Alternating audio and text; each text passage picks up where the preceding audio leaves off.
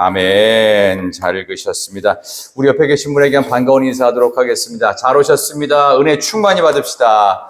잘 오셨습니다. 은혜 충만히 받으시길 바랍니다. 오늘 주신 말씀을 가지고 오늘 빌레몬 전체를 한 장밖에 안 되는 책이지만 전체를 4단락으로 나누어서 말씀을 전하는데, 오늘은 그 첫 번째 시간으로 전에는 무익한 자였으나 라는 제목으로 하나님 말씀을 오늘 빌레몬서 앞부분을 가지고 말씀을 전하겠습니다. 자, 이 빌레몬이라는 책, 좀 생소한 책이지만, 짧은 책이지만 이 안에 담고 있는 의미가 굉장히 소중하고 가치가 크기 때문에 이 말씀을 여러분에게 준비하게 되었습니다. 기독교 사랑의 정수가 담겨져 있는 책이다라고 이 빌레몬에 대해서 마틴 루터가 말했을 정도로 짧은 책이지만 굉장히 중요한 가치가 많다. 그래서 성경에도 이 책이 들어온 아주 소중한 책입니다. 이 책은 보통 사도 바울이 쓴 책으로 알려져 있는데, 이게 기본적으로 원래 교회를 위해 쓴 책이 되게 많거든요. 에베소서, 빌립보서, 데살로니가 전서, 고린도 전서, 후서, 전부 다 교회를 대상으로 썼거든요. 근데 이 빌레몬서는 개인에게 쓴 거예요. 이 빌레몬이라고 하는 골로새 교회가 빌레몬의 집에서 시작됐어요. 그래서 골로새서라고 하는 골로새 교인한테 쓴 게 아니라 빌레몬이라고 하는 개인에게 쓴 편지예요. 그러니까 개인적인 서신을 가지고서 왜 이렇게 성경에서 구태여 이렇게 밝혔을까라는 아주 의미가 있는 책입니다. 그만큼 하나님의 영감과 가치를 담고 있는 책이다. 그렇게 보시면 되는데요. 등장인물이 딱 3명 나옵니다. 하나는 빌레몬서니까 당연히 빌레몬 나오겠죠. 또 하나는 쓴 사람은 사도 바울이니까 바울 나올 것이고, 그 다음에 또 한 사람이 숨겨진 사람이 있는데 오늘 이것 때문에 이게 개인적으로 쓴 거예요. 누구냐 하면 빌레몬의 종이었던, 한번 따라 볼까요? 오네시모. 잊어버려도 관계는 없지만 이런 사람이 있다는 건 알아야 돼요. 누군지는 정확하게 이름 뜻은 모르죠. 중요한 건 빌레몬의 세 인물 중에 중요한 인물이 바로 그 사람. 그래서 그 사람에 대해서 전에는 무익한 자다. 그런데 이제는 어떻게 해요? 무익한 자에서 유익한 자가 돼요. 그래서 다음 주에는 유익한 자라는 제목으로 말씀을 전하는데, 어쨌든 오늘 빌레몬, 바울, 오네시모에 대해서 간략하게 조금 소개를 해보도록 하겠습니다. 먼저 빌레몬. 신실한 성도가 아까 말씀드린 대로 골로새 교회를 시작한 곳이라고 할 수 있습니다. 우리 교회는 개인 가정에서 시작을 했나요? 아니면 어떤 특정 공간에서 시작을 했나요? 중요한 건 그거 아닙니다. 처음에 시작했을 때 누가 시작을 했느냐가 중요한 겁니다. 근데 이 빌레몬이라고 하는 사람은 자기 집을 열었어요. 마치 마가다락방이 120명 정도 이상이 들어갈 만한 아주 넓은 부잣집인 것처럼 빌레몬도 이 집에서 교회가 시작될 만큼 집이 굉장히 넓었단 말입니다. 그러니까 우리 초대교회는 지금 같은 이런 건물이 없는 거예요. 그냥 다 가정교회예요. 전부 다 가정교회인데 집이 좀 크면 교인이 많이 올 수 있고, 집이 좀 조그마면 많이 못 오겠죠. 그죠? 그러니까 웬만하면 좀 큰 집에서 시작을 하는데, 빌레몬의 집에 이렇게 골로새 교회가 모일 정도라고 한다면 생각보다 굉장히 큰 집이었을 것이다. 돈이 많은지 부잣집이었을 것이다. 라는 그런 추측을 얼마든지 할 수가 있겠죠. 상당히 큰 저택을 소유했던 부자가 아마 빌레몬이었을 것이다. 근데 그가 예수 그리스도를 만납니다. 근데 어떻게 만났냐 하면은 이 골로새에는 사도 바울이 와서 전도를 한 적이 없어요.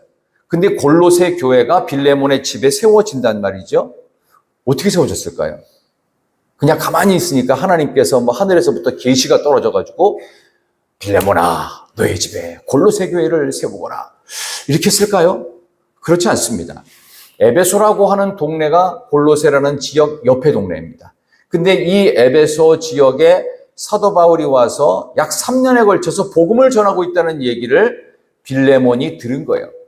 거기 가서 원정으로 복음을 듣고 거기서 예수 영접하고, 그리고 자기 고향 동네인 골로새로 와서 어떤 건물을 어떻게 할 수가 없으니까 자기의 집이 넓으니까 그 집을 열어버린 거예요.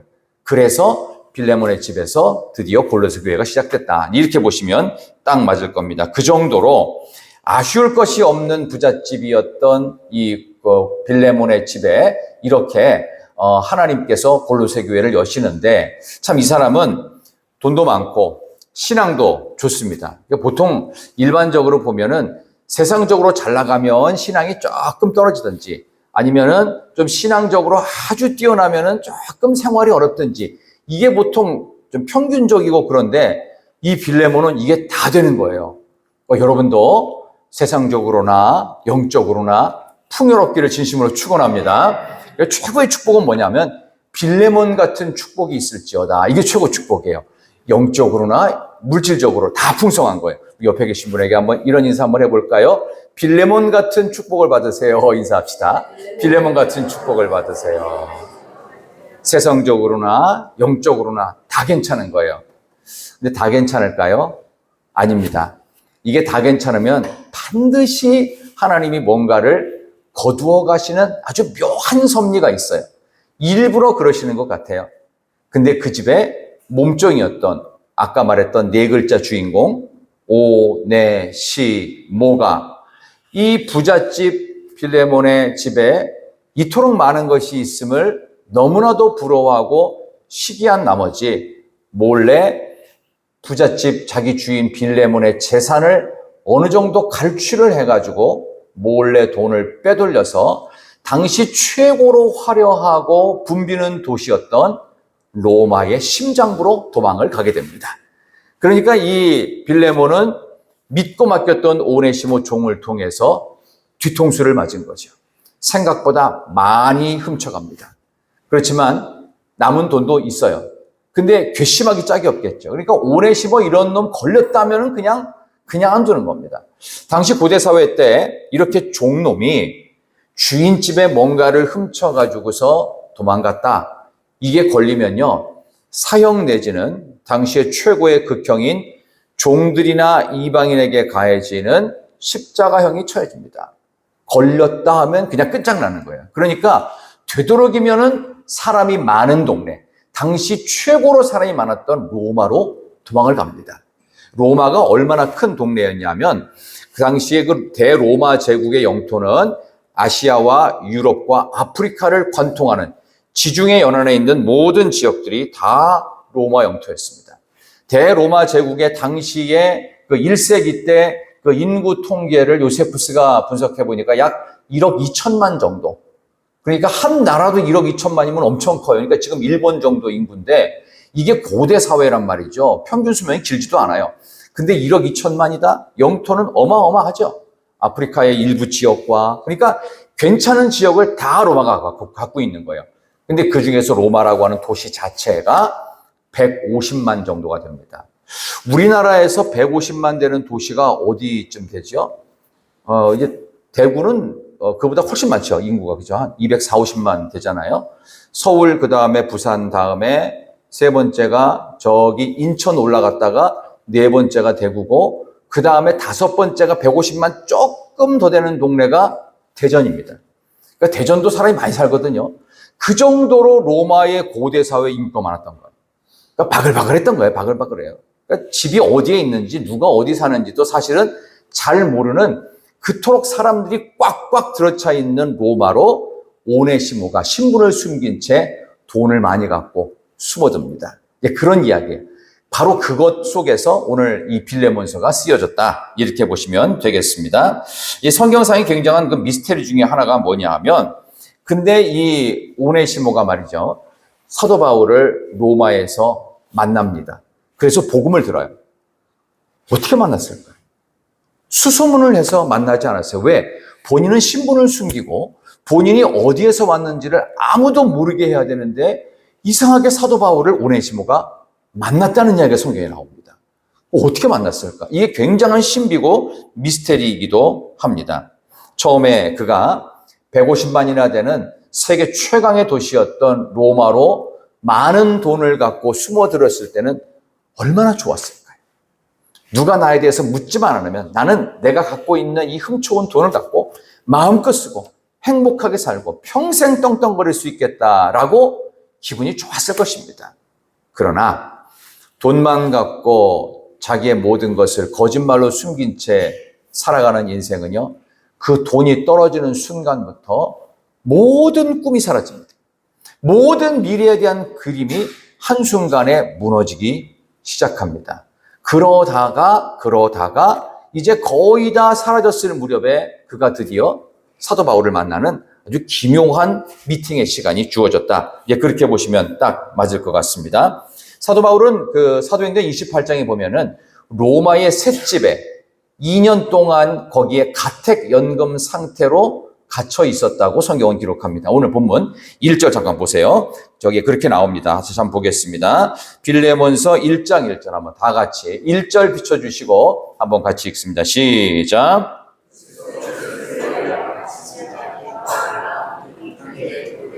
우리의 사랑을 받는 자요 동역자인 빌레몬과 아멘. 예수를 위하여 갇힌 자 된 바울 되어 있죠. 이게 뭐냐면 로마 감옥에 가택연금으로 갇혔던 상태에서 오네시모라는 종을 만났다는 것을 암시하는 겁니다. 자, 여기서 재밌는 사실은 이 기록은 그냥 나온 게 아니고요. 대개 서신서를 쓸 때 사도 바울은 어떻게 쓰냐면은 예수 그리스도의 종 아니면은 사도된 바울이라는 표현을 씁니다. 이건 뭐냐 하면 당시에 많은 사람들이 예수님의 직계 제자가 아니었던 사도 바울의 사도성을 의심했어요. 그러니까 일부러 자기의 신분을 예수 그리스도의 종 아니면 사도라고 구태여 밝힙니다. 그런데 오늘 이 빌레몬서는 사도 바울이 말년에 쓴 거예요. 여기는 그런 표현 안 쓰고 갇힌 자 된, 죄인이 된 바울이라고 본인을 낮추고 있습니다. 그러니까 우리의 신앙도 하나님 앞에 갈 때 여러분들이 어떤 신분으로 가실 것 같아요? 제가 목사로 갈까요? 장로로 갈까요? 권사로 갈까요? 천만의 말씀. 우리는 직함, 계급 다 띄고 갑니다. 한 사람의 인간이요 죄인으로 가는 것입니다. 갇힌 자 된 바울처럼 하나님의 은혜가 없으면 죄에 묶여서 갇혀 살 수밖에 없는 나 아무개는 이렇게 하나님께 가는 거예요. 우리가 갖고 있는 직분은요, 직능이에요. 기능이에요. 계급도 아니에요. 서열, 우열도 없어요. 이거는 하나님께서 우리에게 맡겨주신 사명을 위해서 필요한 만큼만 세상에서 쓰다가 돌아오라는 거예요. 본향 천국으로. 하나님 앞에 갔을 때 우리는 그냥 성도, 거룩한 무리로 가는 거예요. 그래서 거기다가 묘비에 쓸 때도 다른 사람들 알기 위해서 목사 누구, 권사 누구 이렇게 묘비에 쓰시는 분도 있는데 하나님 앞에 갈 때 아무 필요 없어요. 하나님 앞에 그냥 다 성도예요. 똑같은 성도. 왜? 죄인 된 사람들이 예수 이름 때문에 거룩히 됐으니까. 그런 점에서 사도 바울은 인생의 말년 앞에서 그를 사도로 소개하지도 않고 예수의 종이다 이런 표현도 쓰지 않고 갇힌 자 된 바울이라는 표현으로 자기 자신의 현 주소를 명확하게 드러내고 있어요. 나는 지금 죄인의 신분으로 갇혀 있다. 근데 이것을 그가 부끄럽게 고백한 것이 아니에요. 당당한 거예요. 내가 죄수라 할지라도, 내가 당장 내일 사형수가 된다 할지라도 하나님은 나를 아신다. 그런 마음으로 하나님 앞에 여러분이 서는 그 마음 갖고 매일매일 살아가신다면 절대로 열등감이 생길 이유도 없고 절대로 우월감이 생길 이유도 없습니다. 그저 우리는 하나님이 사랑하는 하나님의 자녀이며 또 성도일 뿐입니다. 그런 아름다운 이름을 여기서 기록하고 있습니다. 자, 이러한 내용 속에서 두 가지 질문에 대한 답을 한번 우리가 찾았으면 좋겠는데요. 먼저, 그럼 도대체 어떻게 오네시모라는 종이 사도 바울을 그 큰 로마 150만의 사람들 가운데 구태여 만날 수가 있었을까? 도대체 여기는 어떤 의미가 있길래 이렇게 만나게 됐을까? 하나님의 놀라운 섭리를 여러분도 저도 한번 깨달으면서 여러분이 과연 대구에서 태어난 이유는 무엇이고 여러분이 교회를 다니는데 이 대구에도 교회가 많습니다. 근데 왜 굳이 희락교회를 오게 됐고 또 굳이 우리 올로 목사님 만나고 이게 도대체 무슨 조화 속이냔 말이에요. 이거 우리가 그렇게 하려고 의도한 것이 아니었어요. 근데 뭔가 보이지 않는 어떤 하나님의 신묘막측한 섭리에 의해서 오게 된 거예요. 마찬가지로 여기 나오는 오네시모가 돈을 그렇게 많이 갖고 숨어들어서 신분을 숨긴 채 화려했던 동네인 이 도시 로마에서 더 큰 부자 내지는 더 행복한 시간들을 평생 부과하고 싶은 욕심과 꿈에 부풀어서 왔을 텐데 그 꿈은 돈이 없어짐과 동시에 점점점 불가능한 꿈이 될 거다. 언젠가는 이거 다 털어먹고 나면은 나는 다시 누군가의 종이 될지도 모르고 혹시 잡히면 죽거나 심하면 십자가에 매달릴 수 있을 거라고 하는 불안감이 극에 달할 무렵 그의 마지막 저 밑바닥에서는 누군가가 살아있다면 어떤 신이라도 있다면 좀 나를 좀 만나달라고. 근데 하나님께서는 그 사람을 바로 사도 바울이라는 사람으로 연결시켜 주셨습니다. 그래서 오네시모가 사도 바울을 만난 겁니다. 여러분들이 교회를 만난 것도 똑같습니다. 어찌 보면은 여러분들은 모든 것이 다 갖춰진 상태에서 교회를 만나지 않았습니다. 뭔가 아쉬움이 있고 뭔가 내 꿈이 내 마음대로 안 되고 있고 내가 부풀었던 어떤 계획인데 그 계획이 내가 원하는 대로 되지 않을 것 같다라고 하는 불안감과 막막함과 답답함이 있었을 어떤 타이밍에 하나님의 역사의 손길이 계속 미치다가 히라크에 만난 거예요. 아멘. 여러분 모두 그렇습니다. 여러분이 교회를 만나지 않았다면 여러분의 모습이 어땠을까요? 여러분의 개인의 가정사가 있습니다. 다 밝힐 수 없는 가정사입니다. 거기에는 여러분이 갖고 있는 치명적 어려움과 여러분만이 아는 고민이 있어요. 고뇌가 있어요. 그 모든 것 뒤에 하나님께서 우리가 다 밝히거나 많은 사람들 아무리 친하다고 해도 얘기할 수 없는 비밀이 있죠.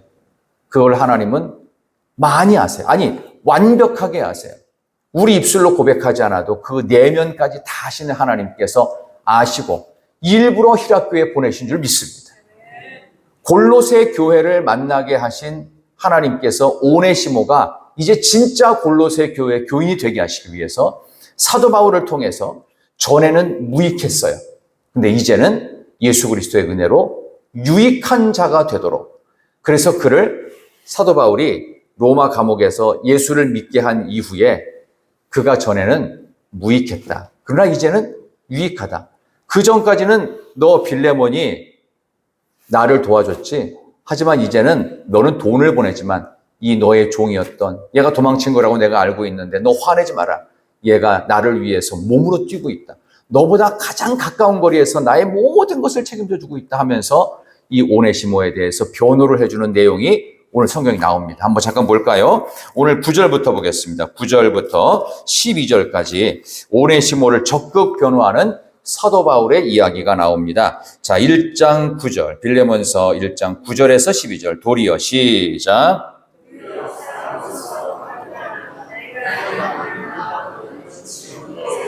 그리스도를 위하여 갇힌 자 되어 갇힌 중에 낳은 아들 오네시모를 위하여 내게 간구하노라. 그가 전에는 내게 무익하였으나 이제는 나와 내게 유익함으로 내가 그를 돌려보내노니 그는 내 신복이라. 아멘. 정확히 나오죠. 얼마나 큰 도움을 얻었는지 그는 나의 신복이랍니다. 신복이라는 말을 여기 나누어주 풋노트에 보면은 심장이라고 돼 있어요. 여러분이 혹시 그 노래를 기억을 하실 건 없는데 그 평양에서 유행하는 노래가 하나 있습니다. 제가 북한을 가본 적 없습니다. 근데 들어본 적은 있어요. 노래 제목이 뭐냐 하면은 심장에 남는 사람. 심장에 남는 사람. 불러도 그 영예로움과 대동강을 건너시고 낙엽으로 압록강을 갖다가 건너시며 그러니까 위대한 무슨 동지 나오죠. 그죠? 그 심장에 남는 사람이 그 사람이라는 거예요. 그 사람. 이름 밝힐 필요도 없는데 마치 그거하고 똑같이 내 신복이라는 말이 사도 바울의 심장 속에 있는 사람이라는 뜻입니다. 이 오네시모, 이 종은 네가 보기에는 아주 배은망덕한 놈이고 죽어마땅한 놈이겠지만 지금 나에게 있어서는 심장 같은 사람이야. 얼마나 오네시모의 소중함을 사도 바울이 강조하는지 모릅니다. 그래서 노여워했던 마음, 너의 억울했던 마음을 풀라는 거예요. 그만큼 이 사람이 예수 만나서 변했다. 무익한 자가 유익한 자가 되었다. 그래서 나의 신복이라. 옆에 계신 모든 분들이 정말 심장 같은 사람이 되시기를 원합니다. 우리 옆에 계신 분에게 한번 성도 간에 한번 좋은 인사 중에 오늘 빌레몬에게 하셨던 이 귀한 소개하는 인사 한번 해볼까요? 당신은 주님께 심장 같은 사람입니다. 인사합시다. 당신은 주님께 심장 같은 사람입니다. 주님의 심장을 대신해서 그 보혈의 피를 대신해서 십자가의 그 은혜의 역사를 대신하는 심장 같은 사람, 여러분 되시기를 진심으로 소망합니다. 이런 정도 소개를 받았으니 이 오네시모는 얼마나 부끄럽고 창피하면서도 고마웠을까요? 나는 주인 만나면 당장 죽을 사람이에요. 정말 죽을 놈이에요. 나쁜 놈이고 정말 십자가형도 마땅한 종놈이에요. 근데 사도 바울은 하나님의 은혜를 가지고 자기를 설명할 때 나의 신복이고 심장이랍니다. 이제 죽어도 여한이 없을 만큼 최고의 칭찬을 받습니다. 나중에 이제 돌아와요.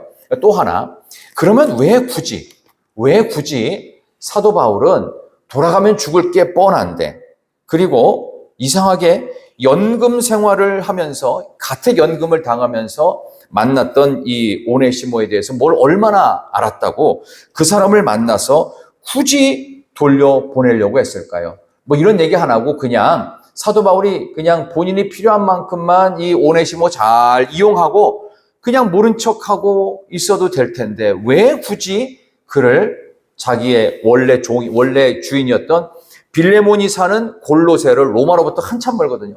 거기까지 보내려고 했을까? 여기에는 또 하나 중요한 원리가 있는데 하나님 나라 관점에서 구속의 원리를 이렇게 설명하고 싶었던 것입니다. 하나님께서는 절망의 끝자락에 있었던 오네시모의 마음속에 무언가 붙잡고 싶었던 그 마음에 드디어 그의 발길을 하나님께서 바울이 가택연금 당하고 있는 그 어떤 로마의 한 집으로 그를 인도하셨어요.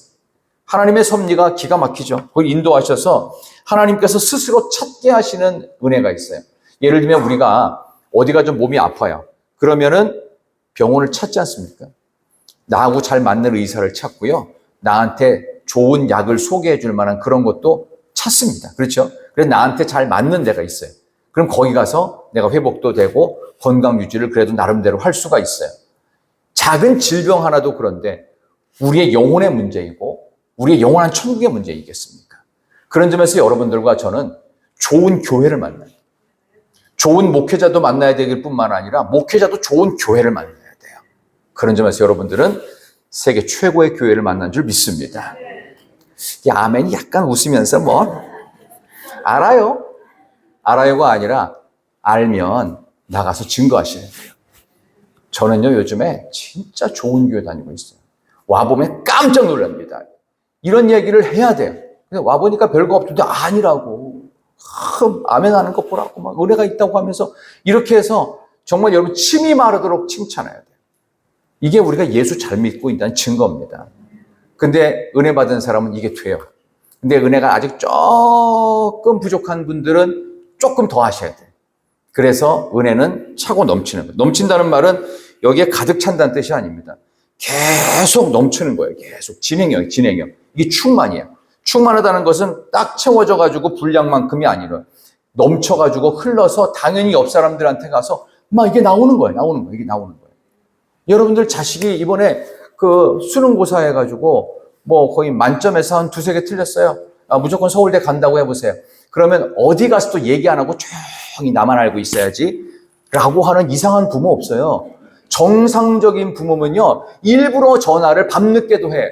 그래가지고 기분 좋게 자니? 아니 안 자는데 그냥 자냐고 그냥 일부러 했어 하면서 너 내 얘기 좀 들을래 하면서 그때부터 3시간이고 4시간이고 우리 애가 어떠고 저떠고 돈 내고 할 얘기를 돈도 안 내고 막 하면서 상대편을 끊고 싶은데 예수 만난 기쁨이 이것만 못하겠냐고요.